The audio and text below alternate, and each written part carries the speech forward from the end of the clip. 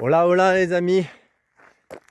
Me voilà depuis hier, je suis rentré sur le terrain de la Meseta, qui est une zone très crainte par les pèlerins, les peregrinos. C'est une zone sur le Camino qui effraie certains pèlerins parce que il peut y faire des grosses températures. Donc je marche depuis ce matin là. Il est 13h30 et ça commence de nouveau à cogner sérieusement à partir de 13h30, 14h là, ça castagne. Hier encore, le marché au milieu d'après-midi, on a dû être encore à 45 au moins au soleil. Donc il faut encaisser. Ce qui fait l'avantage, c'est qu'il n'y a pas grand monde. Les gens s'arrêtent avant. Ils marchent, ils partent le matin de bonne heure comme je pars moi, mais moi je fais des grosses étapes. Et voilà, donc je vais vous présenter un peu la Meseta en suivant. Et puis aller jusqu'au bout de la vidéo, parce que ce soir je dors dans une auberge, un albergue toute particulière, un hospice qui date de 8 siècles. Et il s'y passe quelque chose, si c'est toujours comme il y a 10 ans que j'ai connu, qu'on m'avait conseillé, c'est très sympa et je vous montrerai ça à la fin de la vidéo. Donc je vous invite à aller jusqu'au bout pour découvrir la particularité de cet hospice et de l'accueil qui est fait. Voilà. Donc, voilà un peu mon chemin que j'ai à faire sous la cagna. Et vous voyez,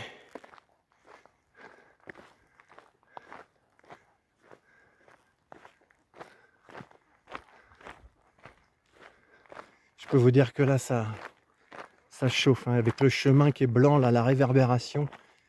Wow.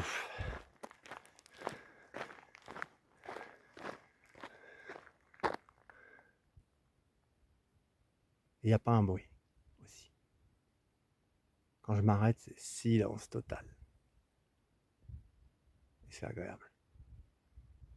Ouais.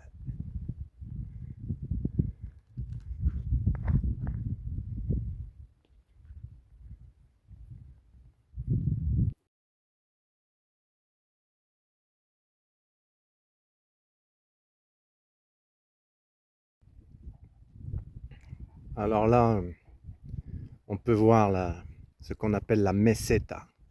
Meseta en espagnol, ça veut dire plateau.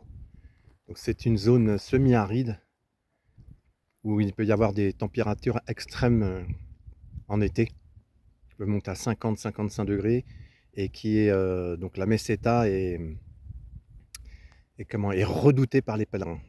Et j'ai entendu dire dans la légende du pèlerinage que certains prenaient le bus à Burgos pour faire 150 km, parce que ça dure à peu près 150 km cette meseta là, avec ces longs chemins là. Et donc prenez le bus pour éviter la meseta. Et au fond là-bas, vous pouvez voir le village de là où j'arrive. On voit le chemin qui est tracé blanc. Le village de Castro-Gériz. Castro, en français c'est Castro-Gériz. Mais le J en espagnol se disant R, ça fait Castro-Gériz. Et c'est un magnifique petit village et si vous passez par là, je vous invite à vous y arrêter. Et il est surplombé par son château au-dessus. Voilà. Donc j'arrive de là-bas. J'ai marché tout le long du petit chemin que vous voyez blanc là. Et il y a eu une grande montée à faire. Là, je viens d'arriver. Une demi-heure de montée là sous la Cagna. Je suis content d'être arrivé. Mais moi, je préfère le soleil que faire ça sous la pluie. Donc voilà la Meseta, entre autres.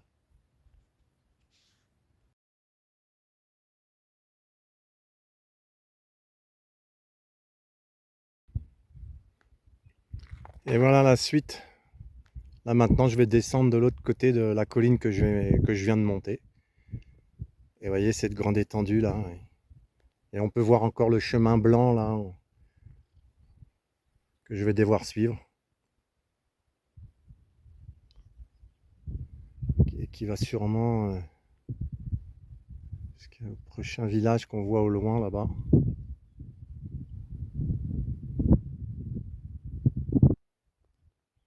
Voilà la Meseta. Et là, C'est chaud, chaud, chaud.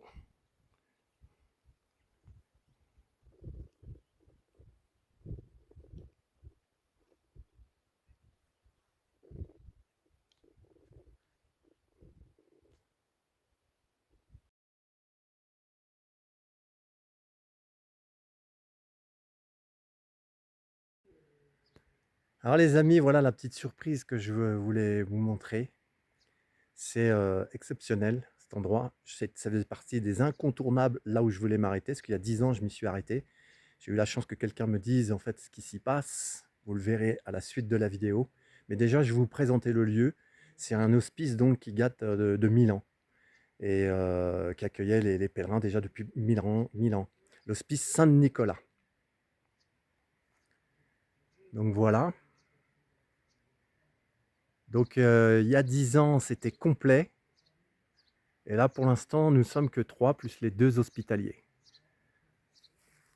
Donc c'est un hospice qui a été construit ici pour accueillir les pèlerins sur le chemin du Camino, sur le Camino, et qui a été racheté par une confrérie italienne il y a presque 40 ans, qu'ils l'ont restauré et qui maintenant le tiennent tout l'été par roulement. Ils viennent d'Italie pour offrir ce lieu, qui est tout particulier vraiment sur le chemin. C'est un incontournable. Et le gars, il me dit, Guillaume, il me dit, regarde, je t'ai envoyé un message ce matin. Non. Mais moi, j'avais pas de plus française, parce que j'avais pas le téléphone. Voilà où on va dormir ce soir. J'étais parti de Finlande. Moi particulièrement ici, juste à droite de l'entrée. Ce gars-là, il est guérisseur. Il guérit le feu. Donc c'est très émouvant de se retrouver dans un lieu où on sait que depuis 1000 ans, des pèlerins s'y arrêtent pour se restaurer, se soigner, se reposer. Et je vais à la cathédrale, et là je rencontre une femme avec sa fille trisomique, et la femme, on commence à discuter, elle me dit, regarde ma fille, elle guérit le feu. Voilà, c'est magnifique, là ce soir on va manger, donc c'est un donativo, donc on donne ce qu'on veut. Voilà. Ici à gauche, on a Rosetta, Rosella, Stefano, qui sont les hospitaliers. Stefano qui vient de Sardaigne. Yeah. Moi aussi. Toi aussi. Et qui nous accueille. Voilà. Et puis là, il y a Bruno, un pèlerin comme moi. Qui vient de Tahiti. Ah, voilà. Voilà pour la soirée. Et il y en a un autre pèlerin italien, Marco, qui est sous la douche. Et voilà. Et ici, vous verrez la suite que je vous invite à ne pas louper. Ce qui va se passer ce soir, c'est la surprise. Et il y a 10 ans, quand j'étais venu, c'était complet quand je suis arrivé. Et j'ai fait por favor. Et ils ont accepté quand même, alors que c'était complet. Et j'ai dormi au pied de l'hôtel, ici, sur mon tapis de sol, il y a 10 ans. Donc c'est très émouvant pour moi de m'y retrouver. Et là, j'ai un lit par contre cette année. J'ai fait en sorte d'arriver à l'heure, très tôt, à 14 h, pour être sûr d'avoir une place et d'être accueilli ici. Voilà pour ce lieu magique. Puis vraiment, si vous faites le chemin de Compostelle, il faut vous arrêter ici.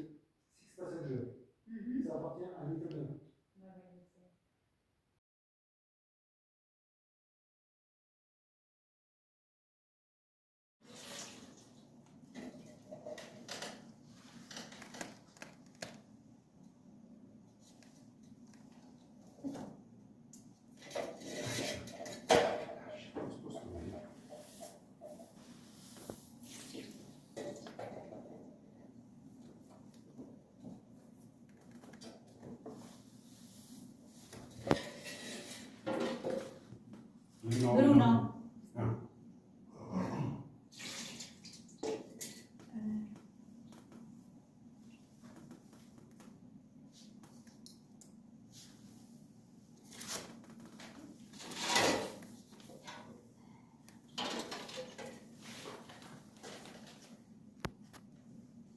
Bruno, nous t'accueillons au nom du Christ dans l'auberge Saint-Nicolas. Que les repas te réconfortent et renouvellent tes forces pour continuer ton chemin à Saint-Jacques de Compostelle. Amen.